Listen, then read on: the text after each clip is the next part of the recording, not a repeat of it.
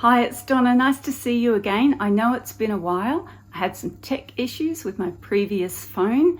It ran out of space on every level. I was even having trouble with text messages. And then my cousin very graciously gave me her old phone, which has 3 lenses to look at. So if I'm looking around a lot, there's a reason why. And it has a lot more space on it, and I am deeply grateful. So shout out to you, Lou. Thank you so much. How you been? I have spoken previously about soul initiations and there being 22, and that as we step up through the initiations, we are also releasing things. I also spoke about the ego world or the ego construct having multiple layers as well. And I have found, much to my relief, that the first image that came to me was back in 96, 97, last millennia, last century. And I had this image and I drew it at the time. I was in the south of Spain and I drew the different levels of awakening, and that's what I called it at the time, the different levels of awareness. And then a couple of years ago, I worked out the different soul initiations, and then yesterday I did all the different layers of the ego construct that I think are relevant to being aware of and releasing. We created these levels as creator beings, and we have the capacity to release them as well. And they happen to line up with the different soul initiations. So I'm going to briefly go through them today. I can't dive into all of them because there's just simply too much to say about all of them. And I will use specific terminology, but I'd like for you to work out what words work for you that might be similar to the ones that I'm using. And this is not, This is not the all-inclusive be all and everything. There are subtleties that even words have trouble describing. And I think that the important thing is to get the energy, the feel of what I'm talking about. And also really understanding that it's not a step-by-step process in how we release those. There are multiple layers for every level, but those soul initiations are just something we pass through the more we become aware of ourselves as souls, and the more we're releasing everything that we co-created in the ego construct. And it's time to get started. So as we do our inner work, we're starting with inner work as a part of the soul initiation. That's the first soul initiation. That's when we start to really look at our beliefs and our belief systems.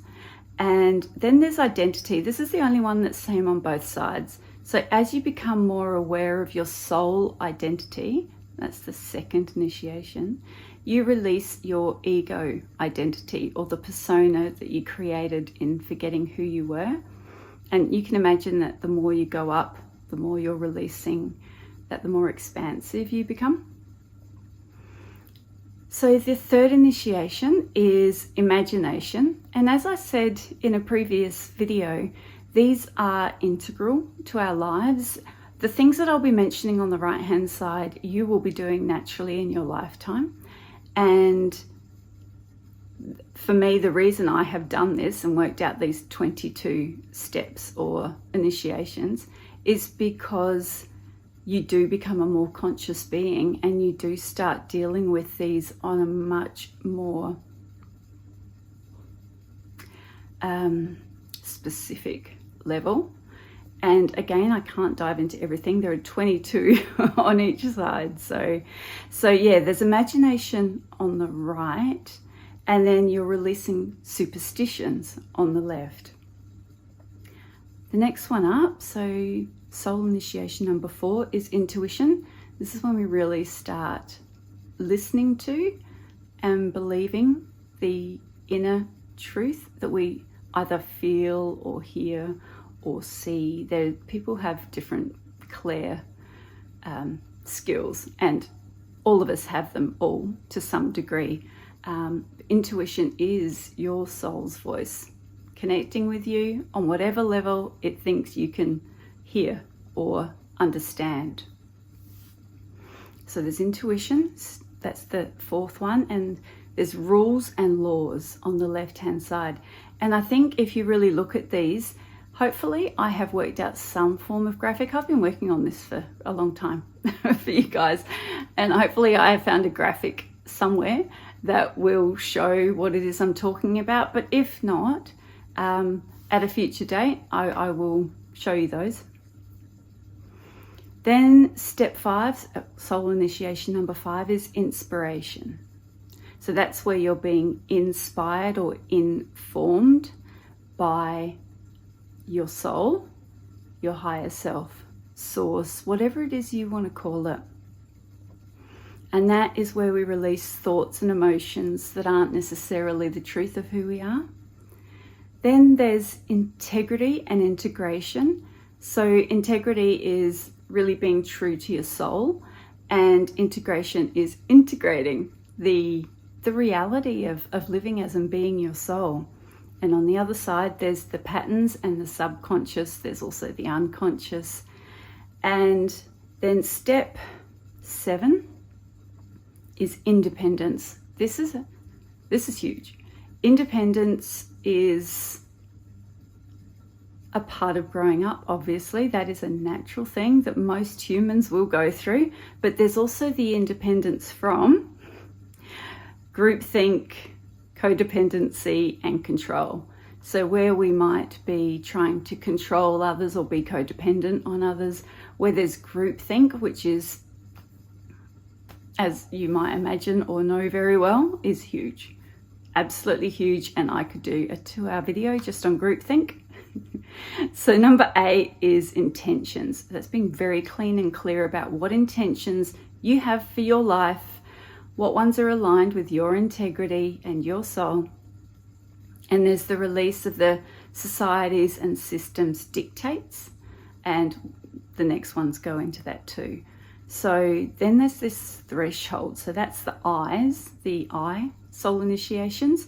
Then there is a pretty major threshold point, which is where a lot of work is done. You may have something akin to what feels to the ego like a dark night of the soul, which is actually a dark night of the ego, but is a real embodiment of you being your soul.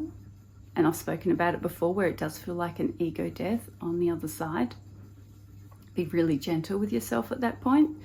Then we're into the A's. So soul initiation number 9 is attention. What are you putting your attention on? And is it worth your energy, effort, your focus? That's important. And the more you become your soul, the more discerning you are about what you're putting your attention onto. And what you'll be releasing is your norms and expectations, which are, again, the dictates of the society that you're in or the systems that you're in. And that's actually, you can either put your attention on what's expected of you within your family, society, within the world, and then you can put your attention on the norms and try to fit in, try to belong, or you can put your attention on truly honoring the sacred and everything. So number 10 is attitude. Attitude's huge. And I've got to be honest, seriously, one of the trickiest ones for most humans, including me. So if you are being your soul self, your attitude is naturally going to be aligned to a broader, deeper, more light-filled energy. There'll be more joy. There will be more happiness. There'll be more understanding. And I don't want to keep diving into the other ones before I've got to them. But yeah, obviously you want a good attitude for a good life. And I get it. Like, there are a lot of things to have a bad attitude about. On the other side is judgments. So do you want to be a judgmental human being? Do you want to be cruel and and limited in your thinking around yourself and other people? Or do you want an attitude that is more, I want to use the word egalitarian, but I've been using that word a lot lately. Do you want to have a sense that your soul is a part of the sacred, and everything that's not made from the ego world is in fact sacred as well?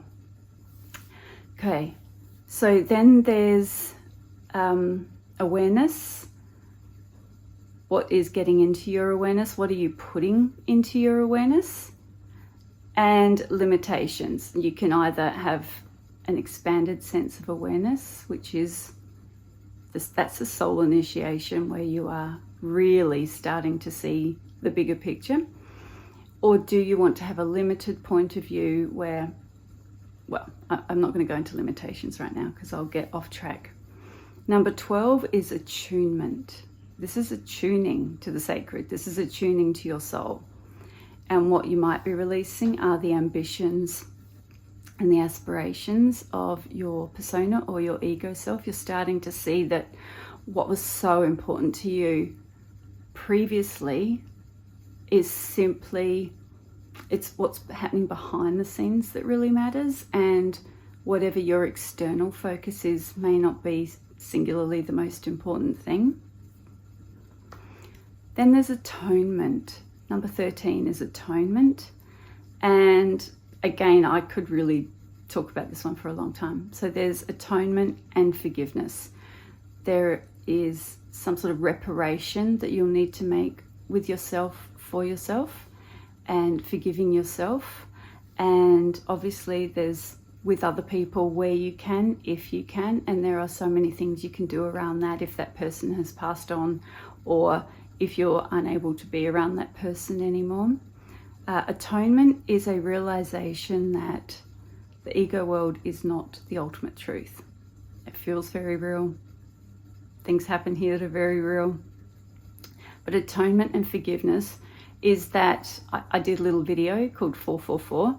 It's that forgiveness for forgetting. Forgiving yourself for forgetting that you're sacred and you're your soul, and forgiving others for forgetting that they're sacred, they're their souls, you're sacred, you're your soul. So there's that awareness. And no, it doesn't mean you don't have the boundaries or the sovereignty. It doesn't mean that you don't take very good care of yourself and exclude what needs excluding. The other side of that is doubt, fear, and division. So the opposite in this case is where you're feeling that division and you're in a state of doubt and fear, which lead to all manner of things. Sort of leads to the next one. So authenticity. Step 14 is where you have more of an understanding of who you are as a soul and you're being authentic to that. Of course, you can be authentic to your ego self and your persona, but what you really want to be doing is being authentic to the highest light, love and life inside of you. On the other side of that is war, conflict, violence. It's where we are really living and embodying that sense of separation. So where you're being authentic over here, that's the initiation, stepping into your authenticity. You're willing to release the conflicts in your life that you've really bought into, maybe emotionally and mentally. And obviously we want to be the least violent we can be for the most part. And war is of the ego. I've done a video on that. So step 15 is awakening, big one. That's the soul initiation of really, really getting that you are your soul. It is expansive, it's huge. And on the other side is dissatisfaction and depression. So if you're feeling dissatisfied, it doesn't mean there's not stuff you can do in the external world to make that better. And if you're depressed, see a mental health care professional and a doctor, please.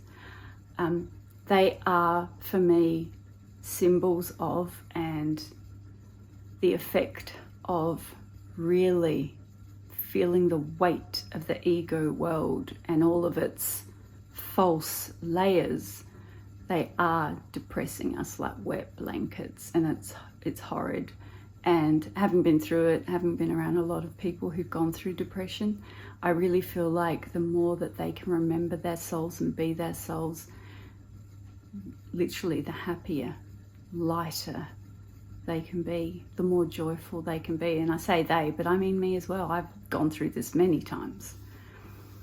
So yeah, there's that awakening. Then there's actualization. It's where you're starting to really live as, embody your soul. And on the other side of that is anxiety and stress. So I think it's clear to most people that if we're living 100% inside the ego world without any awareness of the sacred or our souls, that is a very stressful time for us, and it's very anxiety creating. And having experienced everything I'm talking about, I haven't actually had a war in this lifetime, but I know the people that are going through that. Being stressed and anxious is a remembrance to take a step back, to breathe, to reconnect with the sacred, to reconnect with your soul self and start living your soul self. So that's the actualization of actually, in a moment of overwhelm, taking that moment for yourself, and it's living it daily, doing the practices that you need daily, which leads to the next one. So 17 is alignment and allowing. And on the other side of that is separation and loneliness. So if you're in alignment with your soul, you're in alignment with the sacred, which means you're that much closer to feeling true oneness. And true oneness is very different to groupthink, okay? So groupthink was way down there. There is a difference. You don't want to be harmonizing with the lowest expression of humanity. You just don't. So we have to be really careful when we talk about oneness, when we talk about allowance. There is a need to really see the difference between who we are at our highest and who we can be at our lowest. Let's aim higher. So yeah, the alignment and allowing. And of course, if you're feeling a sense of loneliness, and I felt this throughout my whole life, and that sense of separation, the ego world was literally created because we felt those things. But we'll go up a little higher and talk about that in a sec. Then there's a major threshold point. That's actually a really big one, and does feel like another death to the ego. It is another dark night of the soul in that terminology, but obviously it's not a dark night of the soul. It's a bright light of the soul, but a dark night to who we thought we were. You may want to get help around that one. Then we're into the M's. So on this side, the terminology around this was a bit tricky for me, but there are reasons for it. Things will start to appear and feel magical, and you will have reached a certain level of being a mystic in your life. You will start to touch on that miraculous, and it may look magical and it will feel mystical. There is a really, really beautiful sense of the divine feminine here. That is on this side. On the other side, what we'll be releasing at that point is death and destruction. And now we really are in the upper echelons and realms of what we're releasing and who we're remembering to be and what we are. So we are, this does transcend death from here on. So you don't have to die to deal with these soul initiations, obviously. But the things on the left-hand side are touching on even the afterlife. And there's subtle language around this that I can't dive into today because each one needs a full explanation. But I did promise you the 22, so let's do it. So the next one's maturity. That's emotional maturity, mental maturity. And that is having a level of soul embodiment where the things that would have thrown us for years at another time, we now have the capacity to see from a much higher level. And to reach a stage of real maturity takes a lot of work, unless you came in pretty much awake or enlightened. Most of us have, within just this one lifetime, dealt with so many things that there may be traumas, emotional issues, emotional attachments, mental attachments. That's another clearing of beliefs and another clearing of groupthink. And on the left is karma, blame, and shame. And I touched on this before about karma, and that will probably have to be a whole nother video, but that's that level where there's that. And I understand that the word karma is used in many different ways. And again, I differentiate that from reincarnation, which is completely separate. You can reincarnate a million times and deal with the karmic cycle a million times, but you can also reincarnate without needing to go through the whole karmic cycle once you've reached a certain level of maturity, which is why I put them there. If we're blaming and shaming anyone, including ourselves, that's not mature. So that's another reason that one just aligns so well there. Then there's mastery. Mastery is huge. That's a lifelong thing, really. That's mastering living as your soul and being sacred, seeing everything as sacred. And it takes a certain level of awareness to stay in that. And that is, you have to master mastery. And that is where you're releasing any frequencies and energies that aren't just pure light, love, and life. And that's even beyond this physical world. So it's not saying you won't deal with those in the physical world, but in the beyond as well. And then there's mission. So you'll really, really be living your mission, which I've mentioned in many, many videos. For me, is living as oneness, as your soul, in this world as a body, and living in that sense of appreciation and expressing and exploring and many other things as your soul. And there's just a beautiful, real sense of appreciation in that. And when you are living as your particular aspect of oneness, as your soul, and only as that, you are living your mission. And on the other side of that is feeling lost and confused and sad. And I'm not saying that you should never feel those things. Obviously, there are times where we do. And again, as I said, this is even beyond life on this planet. When you're living your mission, when you're in pure appreciation, you're living in, which is the next step, you're living what I term new earth as a new earth being. You're living as your soul. And that is where, that's the last step, 22, miracles. That's where you're literally living in the realm of miracles. You are able to create miracles at your highest expression of your soul. It looks like possibly magic or mystical things to those still asleep. This leads to the other side. So forgetfulness, sleep, dream, I would include illusion as well. We fell asleep basically to who we really are as our souls. It doesn't stop us from actually being our souls, but there is, as you're reclaiming yourself as your soul is reclaiming you and your identity in this body as itself as well. You're being met by your soul on the purest level there, and that is the realm of miracles. That is the new earth.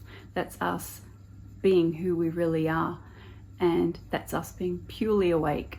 And that's what we came here to do, which is why I'm doing this video for you, and I hope it's working. There's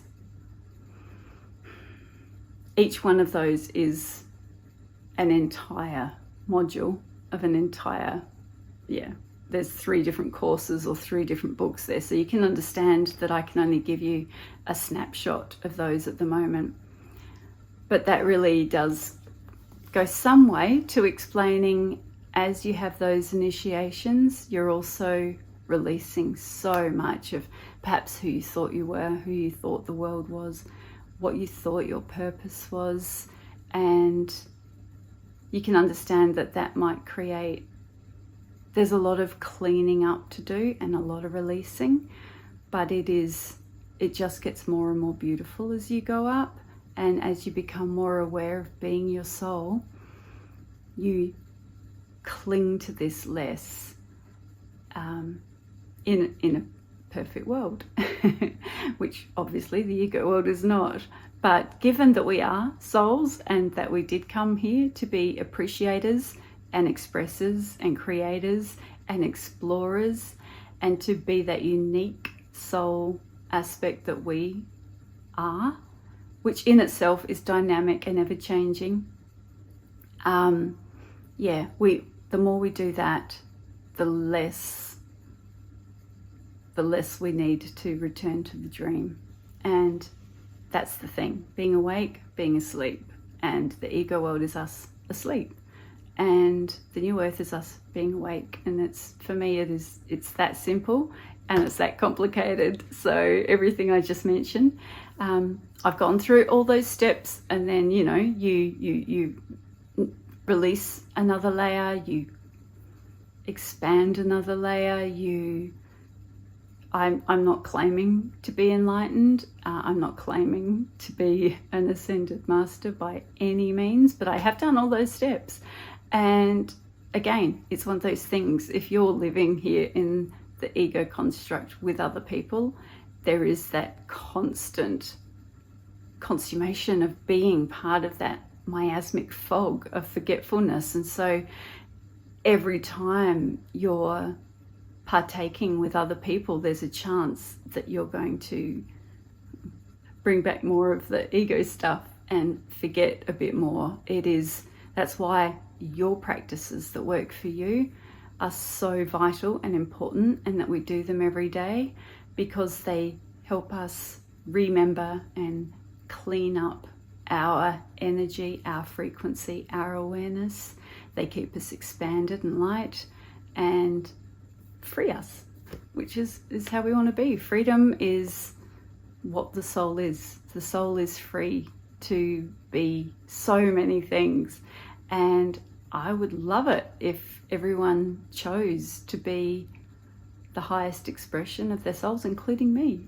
And that's why I'm doing this video, because I feel like this is a part of it. Everything I create, everything I do is to hopefully create more awareness, beauty, light.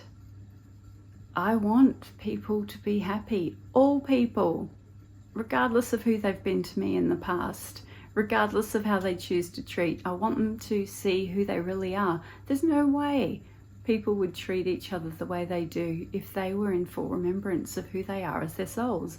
And that is vital to understand, at the very least, at this time. And I'm going to go now because I just don't know how this video is working out. I don't have it facing me, so I can't see whether I'm even in frame properly or anything. I did a few checks, but I'm going to leave it here for now. And I'm so grateful to be with you again. I will come back when I am ready to tell you the next thing that I feel is important to me, or that I have been through, or that I'm experiencing. I do hope this video has helped you, and if it has in any way, it would be so beautiful if you would click the like button and subscribe if you haven't, and share if you think this is important for people to understand. Thank you. See you later.